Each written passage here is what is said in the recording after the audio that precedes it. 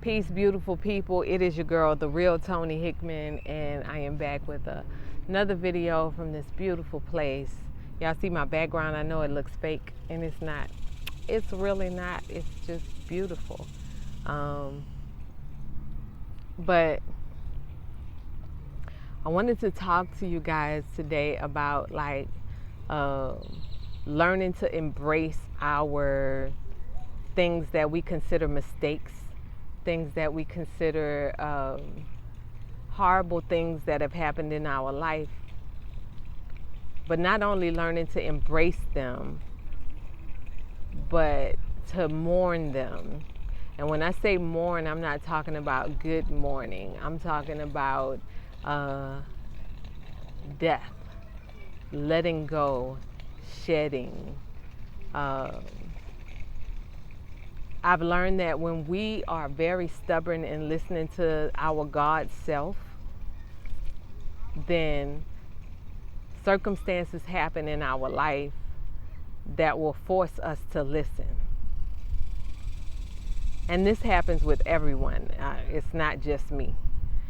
If you find that you are being disobedient to your higher self, then you will start to see how life will start whipping your ass, your ass.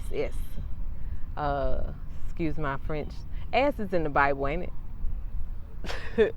Anyway, but you will see how life will start whipping you when you are disobedient to the God self or the God part of you or the Most High pushing you in a new direction, and you are being stubborn. And so when we go through these hard times, we'll find ourselves mourning. I'm sorry, it was a beautiful hawk just flying over. It's so big. But we'll find ourselves mourning the old us, right? Wishing that we still had parts of the old us. And no matter what that old us entails. But if you decide to finally let it go and embrace the new, then all kinds of stuff is born. All kinds of new exciting journeys are born because you decided to shed the old you. And see, the old you can look like bad habits, a bad diet, people in your life that no longer need to be in your life, but you love them, and so you keep holding on with optimism.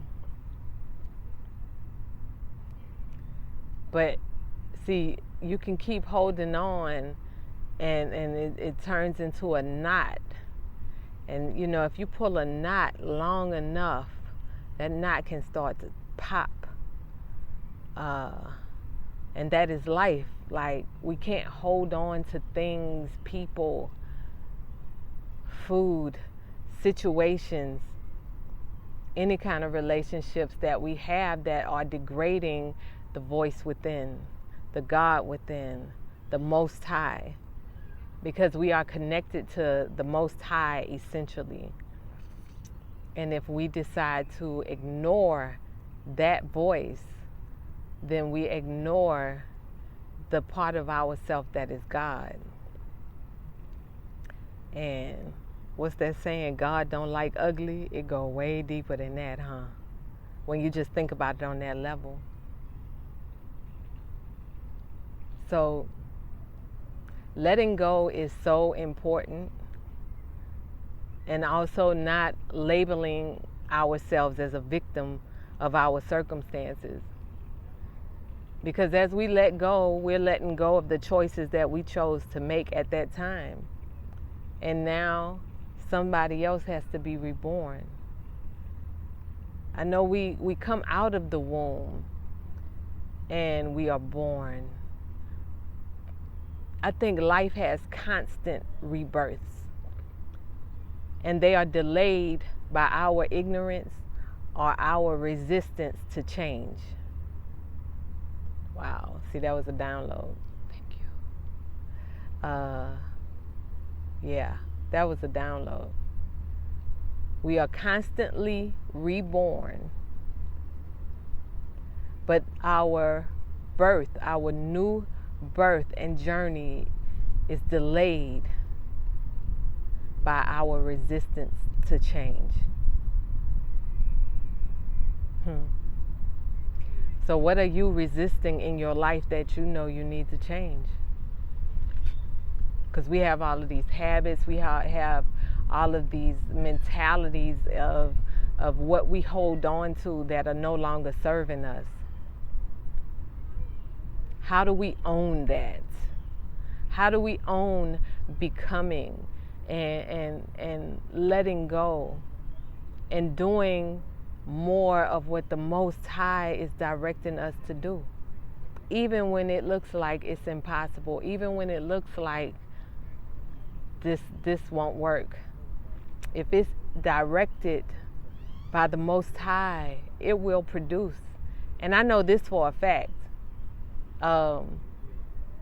Even in my journey of when I got the Emmy Award, that was during COVID. And unlike a lot of people, like I never got unemployment. I didn't get any of that because I was doing like a part-time gig. And but yeah, when COVID came, a lot of people, even that I was working with, got unemployment, but I never got unemployment. So it really, I was kind of like, I guess, stressing about everything. And then I was about to get booked, all kind of stuff. But then when COVID hit, it was like, oh my God. So I'm stressing and I'm just like, am I still supposed to do music? Am I still supposed to be doing this? Am I still supposed to be on this journey? I know I've been on it since I was like 12, 13 years old. But it's my gift.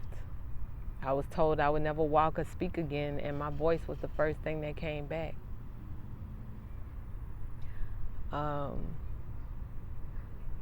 Yeah. But then I got a miracle. I got a couple of miracles. I started getting booked to speak on Zoom. Like, all of these situations started happening out the blue that I didn't even see coming. So we have to let go of the resistance. But even when we are holding on to the resistance because of fear, the Most High has a way of showing us redirection and the way we need to go. So I don't know, you can apply that to your life in whatever way you choose, but just think about if we if we decided to really just be obedient to Spirit and that voice within and do every single thing, even if we did 50%, even if we started with 50%, because we're so stuck in our head and our habits that it's hard to see how to come out of our thoughts that are connected to the external world. But what if we decided to be more obedient to the voice within? Like, how does that change? I know since my aneurysms and stroke, it's drastically changed for me. And again, I'm not 100% there. I'm still dealing with my own addictions to the external world. Yeah, still dealing with my own addictions to the external world. But I think we're supposed to be a part of both, right? We're supposed to be spiritual and material, and working on that balance is the key. But we are fed so much information and so much fighting, so much stuff fighting for our attention that it's hard for us to stay focused on the internal. That's why coming out to places like these, like this and other parks, is really healthy. You have nature around you, and nature gives out a different kind of energy. It's replenishing. So on that note, I love y'all. Much love. Peace.